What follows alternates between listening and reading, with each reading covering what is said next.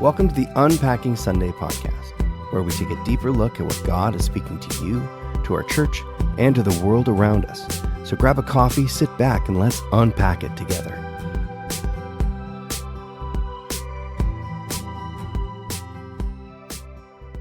Hey, we're here. Hey, Mike, you started this one. You did it. Yeah, hey. Hey. We were just saying how my chair feels turned.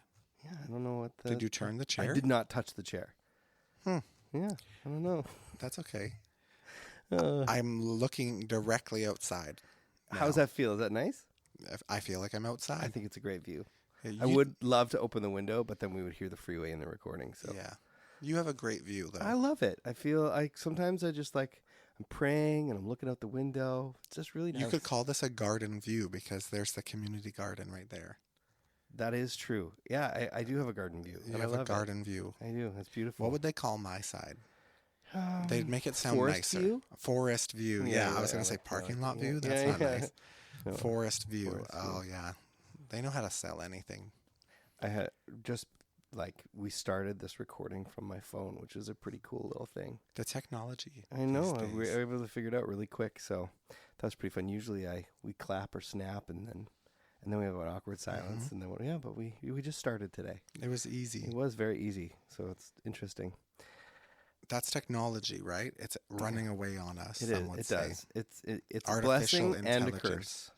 I think my favorite comments about artificial intelligence was, why don't we just start with regular intelligence first? That's very true. That's a good point. Until we master that. Okay, I have a bit of a story here. Uh-oh. And our good friend, a friend of the show, Steve Fox, talked to me today about something that I just commented on something online, and I guess he had noticed. He saw this. And so there's this webpage called Christian Memes, and it was like this man holding up a sign at a sports game, basically. And it said in 4 different frames, like this post if you want prayer back in school. Right? That was essentially what the signs said. But here's the thing. ChatGPT, the person who was holding up the sign, looks identical to the person I asked ChatGPT to be like, what would my cat look like as a person? And now your cat is holding up that sign. Yeah, so it's the same person with a different haircut, but exactly the same guy as my cat from somebody else's post. So I'm like, you have a picture of my cat as a person wants Bibles back in school, which I can appreciate. But it was just like this wild thing. It was like, it's the same person. Wow. So did I generate that person? Is that just a stock person that ChatGPT uses? I don't know, but it's the same person. My question is, did you know that your cat wants Bibles back in school? I didn't know that, but it was the hope. Or at least if your cat was human, that's what it would want. And you know what? I can appreciate that. Yeah. Gizmo's a good Bible-thumping Christian cat. What a good guy. He got out this morning when we were trying to leave to go to school. Is he the one that you were chasing when you injured yourself? Yes, Oh, same he's cat. a nasty cat. He just wants to be an alley cat. He wants to be a lion. He wants to roam the streets. Okay. He's got the fur for it. Dumb fuzzball, though. Yeah. Anywho, I love him to bits. He's so dumb, but I love him. So send in to Luke at Unpacking Sunday at crcfchurch.com. Send in to Luke your favorite cat story. Yeah. We could add this to the start of our summer series. Yeah, or a story also about a cat. That's true. Yeah, I would love to hear your cat stories. Also, if you want to ask ChatGPT what your cat looks like as a person, who knows? Maybe it'll look exactly like my cat. Maybe that's just what cats look like as humans. Maybe. Or you could watch Cats the musical. Then it's like all the cats are humans. Do you like that musical? I find it to be the most absurd musical. Okay, good. Yeah. I do find it quite It is absurd fascinating as well. to watch. Actually, the live show, the choreography is quite impressive. But I don't know. My wife was in Cats once when she was in high school. And so she has an affinity for the show. And even she will tell you, no one knows what it's about. Okay. I feel like it's just a bunch of people pretending they're cats introducing themselves. Yeah. Oh, probably. Yeah. I wonder if now that I am a cat owner, and I have been for a few years, if I would appreciate cats more than I did when I wasn't a cat owner. And you're the same thing. You're a cat owner. Yes, and you do have to like love cats, I think, to like see the personalities of cats. There's no Broadway performance called Dogs. There isn't. No. No, there for sure isn't. No. Yeah, there should be. Maybe. Though, maybe. Perhaps. Anyway, so... Just be so happy. The dogs. There would be no drama. No. You'd just be happy. Dogs are just so happy. They're the best. Cats are a bit... Oh, let's unpack Sunday, Mike. Yeah. Let's get to it. So we had a really, really special service on Sunday. We had, well, how many? 11, 12, 13 baptisms. Yeah, 13. And a few impromptu, which was very exciting. Very cool. Yes. Yeah. Very cool. I always love that. So, yeah, it was such a treat. You know what? If there's anyone who ever said that God is not moving in our church, they were wrong. I didn't ever hear anyone say that. Well, good. I don't think anyone has ever said that. But, man. So, that was fun. It was so fun. So, we've baptized, I checked this morning, 30 people this year. So wow. Far. Yeah. Wow. So that's good. God is good, and people are accepting Jesus. And baptism is really special because there aren't always a lot of ways where we can tell, like, what's happening in our congregation. Like, right. What is God doing? Right. A marker. Right. Yeah. But this is like a very clear mark that, that's literally the point of it, is that people are declaring that they're going to follow Jesus. And so it's so awesome to get to be a part of that. So awesome. Even when it's not at your church, like I just love baptism. Yeah. Because it's a huge step for people. Yeah. So I just love these little like nuggets of people's testimonies that come out, and you're like, oh my word, like it's just always so encouraging.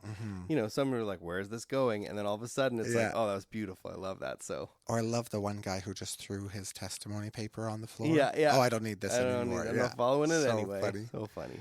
Yeah. It's great. So baptism is a funny topic though. Like in different traditions, they do different things. So, we mentioned briefly on Sunday about infant baptism. That's one kind of way that churches look at baptism, or like some put a lot of emphasis on it, even to the point of that it seems like it might be a requirement for salvation in some traditions. So where are we at with all of this stuff with baptism? Like, why do we do it, and why is it so special to us? Yeah, I think like Jesus makes it very clear. And again, the why, there's a little bit of a mystery behind the why. Why, immersion in water. And there's you can really get into that. You can look at, water being a symbol of chaos and of like, of of darkness and of the world and of death even, the Bible talks extensively about the oceans being a symbol of, even hell, of chaos, that kind of thing. So, and in the 1,000-year kingdom and in heaven, there will not be oceans, right? So there's this kind of idea of the concept of water representing death, and all this, the actual act of submersion is leaving your old life behind and emerging from, the symbol of death, of the past, of like Jesus exited the grave, all of these sorts of things are, there's a linear symbolism there, but this idea of submersion in water as representing your faith, emerging new into new life, is a powerful symbol. But not only a symbol, it's like Jesus tells us to do it. He tells us that, like, when be saved and be baptized. Like, it's not a suggestion. And like, I loved how you said this on Sunday. Like in the early church, it would have been a question around your faith. Why would you not be baptized? Why? What are you waiting for? Right. So, and I think a lot of people, there is a question now that all these years have gone by, and we're in this age of, of the modern age of everything, where they ask that question. Well, what's so important about it? And it's like, well, that isn't the question. The question is really, the important question is, why are you hesitating? Right. So, yeah. I guess it's like it's an outward commitment, and that's challenging because you do have to be willing to present this, like, this is what I actually believe, so much so that I'm willing to say it in front of other people. And unfortunately, often what happens is we love the idea of following Jesus as long as it doesn't interrupt our lives too much, or so much as it doesn't force me to have to do anything that makes me uncomfortable or to present this in front of anybody. If I could just live my faith privately, then I'm all good. But I think like the very idea of baptism tells us that we can't, like, our faith is not a private matter, right? There has to be an outward living out of what God has done in our life, which is quite fascinating and perhaps challenging, especially like in a culture like we live in now, where everything is like, well, it's however I'm going to experience God. Even in churches, we do that, right? Like, you don't have to be a Christian a certain way, but it's like there are certain prescribed ways to walk out our faith, and one of them includes baptism. And so, but it is a challenge. What is a challenge about it? What do you think? Like, yeah, well, I think it's interesting. Even as you were saying that, I was starting to think about that as this being told how to do something is people don't like they that. do not like it. Yeah. No. And a lot of people will even adjust their theology in a sense to think of a lot of things as suggestions, and that, and it's one of those kind of immovable markers in our walk as believers, that this is something that should be done. It's a symbol of our covenant of God with God, and God asks us to do it, essentially. Yeah, it's fascinating because we have kind of moved, and by we, I mean like maybe the evangelical or Protestant church, or probably evangelical church, I would say. The Western church, if Yeah, you will. sure. It's like we have moved to this idea of, well, it would be cool if you would get baptized. That'd be cool. Yeah, you should. That would be cool. Yeah, have you ever thought about that? Yeah, like kind of thing. Yeah. Rather than what like a cool thing. Yeah, that's what we do. We're like, oh, it's neat, Yeah, right? it's Oh, neat. wow, they're really serious about their faith. Wow. Yeah, but there's really only I'm one not that way. kind of Christian. Oh, don't start with that. Okay. But there is only one way to live it out, and that is to live it out, I guess, right? And so it's just an interesting thing that we've moved to this idea that, oh, it would be neat if, when the Bible actually says, like, there's an outward expression that is required for authentic salvation experience, right? And so if you say that God has done a good work in your life, but you can't actually do what he says, Yeah, I don't know about that. right. That goes to show that there is a disconnect, I believe.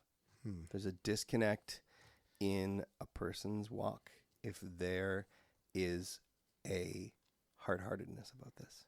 And I think, and that can kind of feel like an intense thing to say or to hear of, and whether it's, I never did it, and now I've been a Christian for so long, and I've been attending this church, and I don't want people to think I've been here for 20 years and I've never been baptized.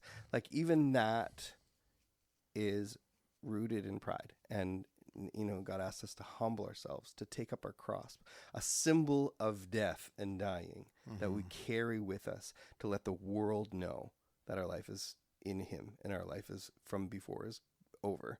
And baptism is part of that. So I think there can be all these sorts of different scenarios that people can find themselves in about if for some reason that they have never taken this step, but I think there needs to be some heart surgery done in people if they've chosen to continue on this path without doing it, because it is a direct commandment. God, it is not a choice. It is not cool. It's actually very not cool. Yeah, I guess there's a commitment, to following Jesus, and it's that we commit to following Jesus, whatever he asks. And there are some prescribed things when it comes to following Jesus. We talk about this like with worship too, There's certain things about worship that I like or I don't like, or that suit me and don't suit me, right? When we're talking about, even like, I'm just talking about singing songs, that kind of worship. Right. But that doesn't matter, because even with worship, there are prescribed ways that God says he wants it to be done, right? And so it's just fascinating that we think that we get to tell God how we're going to follow him. Absolutely. That's weird. Absolutely. Yeah, you would never do that like at work. Well, you might, but you're not going to stay there very long. Yeah, it's not gonna. Right, like, Not oh, gonna end boss, well. not going to Yeah. work for me. Yeah. So it's just interesting. So what do we do with that then, Luke?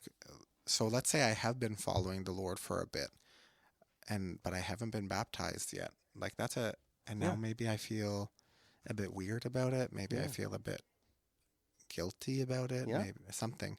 What do I do with all that? Yeah, I think you're listening to this and God's speaking to you.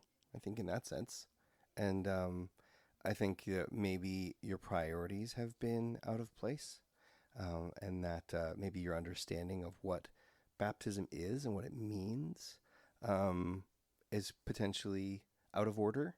But I think there, there has to be a place. There has to be a line in the sand with your walk with God. Now, that being said, I think we as believers so often lean on our own understanding in things. And the fact is that when we step into obedience, we can't help but have a deepening of our understanding of how God works and our relationship with Him. So that this could be a marker in someone too, feeling that I really, want to be deeper in the Lord, but there's this thing and I don't want to talk about it, because I don't want to think about it. I just want to pretend that it happened. But the fact is that in so many things that we stepping into the Lord, it requires a little bit of our dignity. And this is something that God's really spoken to me this year about worship too, and just about my entire relationship with Him, is that I hold on to my dignity a little too much. And like David, God's asking us to strip away the symbolism and the things of the world that hold us down, and to step into a more undignified walk with Him. So I think, I think I think there just needs to be a line drawn in the sand and a marker. And so if you have not been baptized and it's something that's bugging you, don't bear that weight anymore. There's not going to be a judgment. There will not be, there's no condemnation in Jesus, and the church will not think less of you. If you need to get baptized, you need to do it. And you'll reap the benefits in your walk. What are the benefits? I think the benefits are, that's interesting, actually. An interesting question, because you can get into this kind of like sub-spiritual things that can happen, a deepening in the Holy Spirit. Like even if you look at different traditions, they talk about you are taking on the death of Christ in your life too. These themes play out and even deepening in your discipline and in your understanding of how God works, and even your understanding of the Word, like on a sub-harmonic level in your body, cellularly, you are responding to the Word and the Holy Spirit differently. These are some of the belief systems out there, but like I do think that every time you step into a different level of obedience, and this is one that's being asked of us, in turn, the Lord blesses that, and you find yourself being impacted more by the Word. You find yourself a little bit more sensitive to the Holy Spirit, or it's like God places these things in our lives as tests for us to step into, to say, are you going to put your money where your mouth is? And when we do, it's like a gateway into a deeper relationship with Him. So I think those are some of the benefits, along with kind of these other things that God calls us to be in obedience. It's like you can look at the same thing, not to say it's on the same level, but living generously with faith for God to provide, and tithing, like those sorts of things. It's like every time you physically respond in a way that's going to affect your pocketbook or affect your dignity or your, like your emotional health, even like these sorts of things, something scary, but you're willing to do it because God's asking you to do it. As soon as you do, you find yourself in a new level of freedom. And I think essentially that's it. Do you agree with that? Would you say that, please expand upon this too. No, I like what you said at the beginning, or at the end. Sorry, you said that it comes with a new level of freedom. I appreciate that a lot. This is like way back when I was in acting school. They would say that all the time, but about acting. But it applies here they would say with commitment comes the greatest freedom. And they would talk about it in your craft, like just commit to your character or whatever you're doing. And that's where you'll find freedom to do what you're meant to do. Right. But it applies here too. If you would just commit to the ways of Jesus, the amount of freedom that you have, like instead of always wondering, like on Sunday we even mentioned, like we're sitting on the fence, like wondering about how can I please the world and please God? Right. Doesn't exist. Actually, you will please neither of them. Right. Because the world hates Jesus. And Jesus is not of this world. And so you're not going to please either so long as you sit on the fence. So it's with commitment that you're going to experience freedom. I appreciate that you shared that. And I guess that would be the story of like what I've seen in my own life too. And that you've probably seen too, is like, it's just jump in with 2 feet with God. And that doesn't mean that it's easy or simple or it's not painful or it doesn't cost you anything or whatever, but it's worth it, and you'll have freedom and you'll have purpose, and he'll keep you in the midst of it. And also baptism's super special, and it's like 3 minutes of your life. Yeah. Right. Like it's just like a few minutes, and then you're literally part of this body of believers, like brothers and sisters. It's like this great symbol that you actually truly are part of this body. And you can't know what it gives you in your walk with the Lord until you do it. You can't know, and I think, and then I think just another part of that too is that if someone is carrying the weight or this idea of guilt about not doing it, finding themselves not even, or even having like I don't even think oftentimes it's like a prideful attitude. I think it's or this thing of like, I don't want to do that. I don't agree with that. I think it's more along the lines of like, I don't want to be seen. I don't want it to be awkward. I'm a bigger dude. Maybe the person's going to have a hard time lifting me out of the water. Like all those sorts of things. It's like those things are so minimal compared to what the beauty that can happen in your relationship with God when you step into a deeper season of obedience. And this is one of the things he's asked us to do. There's a lot more nuance in the things that God's asked us to do in other levels, but this is like a really obvious one. This is like, Right. And so, how old were you when you got baptized, Mike? Oh, I was probably 14, 15, something like that. Okay. Cool. Yeah. Cool. Yeah. What about you? I was 12. 12. Ooh, young. I was 12. Yeah. I was young, but I fully understood. There's a little part of me that almost wishes that I could have chosen it more when I was older. I did choose, and I was excited about it, but my walk with Jesus and like the steps of faith and like stepping in, like that would have been a cool thing for me. I feel like if I was a little bit older, like that moment of like, 16 or 17 or something like that, right? Like being like, I want to do this for me and for Jesus. I feel like that all the time. Right. Like every time that I see baptisms, I'm like, oh, I want to jump in again. Yeah. Get it done. Yeah. And it's just like, that's you can just cool. Like fall over and go under. Yeah. Whoops. But I guess it's like, just the more I know about God, the more convinced I am that it's like, oh, this is a really good choice. Yeah. And it would be cool if people just knew that I still mean it. Yeah. Right? Yeah. Right. But that's also why communion is so cool, because it's a continuation of that covenant that you've made with God to renew your vows, if you will, so yeah. Do you think, just as a last note before we log off, do you think baptism numbers would go down or up in the church if we did a baptism water slide? Would that be good? Oh my gosh. Like if we just kind of push them down a water slide instead? Yeah. I think probably they would go up. Yeah. Okay. So something to think about. Yeah. Yeah. A lot of younger people would be super excited about baptism. Yeah. So, okay. Yeah. So we'll consider that. But we're looking forward to our summer series. We got a few more weeks of Jonah coming up. After Father's Day, we got Linda Herman. Father's Day, a couple weeks of Jonah. And then people should send in some questions because we still have a few more spots for our Is It True series. True? And we've got some doozies coming up that we've planned for. And yeah, what tell us like one or two that you're looking forward to. Okay, well, there's been a couple, and I don't have a list in front of me, but I'm just trying to think now. So most of July is around like church ceremony and ordinance. Oh, we're doing that in August. Oh, we're doing August, right. So in July we're just, there's that phrase we were talking about where people say, "Oh, that's just cultural." Oh, right, that's just cultural. Right.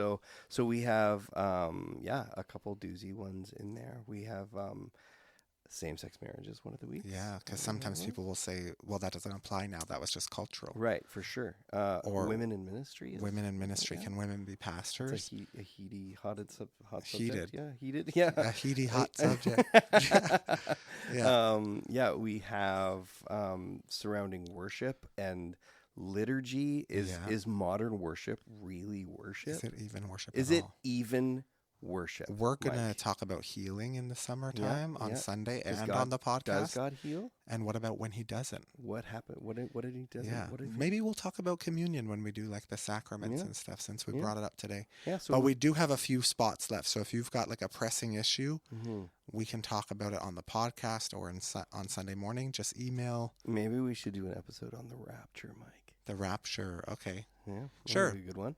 What if we're not even here? What if we get raptured during the rapture episode? And I could even rap a little during the rapture episode. Oh, that would be amazing. Yeah, my name is Luke Nilsson, and I'm here to say I love Jesus Christ in a major way. Oh, wow. Okay, with that, we are going to log out. We'll see you guys next week. Oh, my goodness. Okay, church, I love you. We think you're the best. Have a good week. We'll see you soon. Yeah.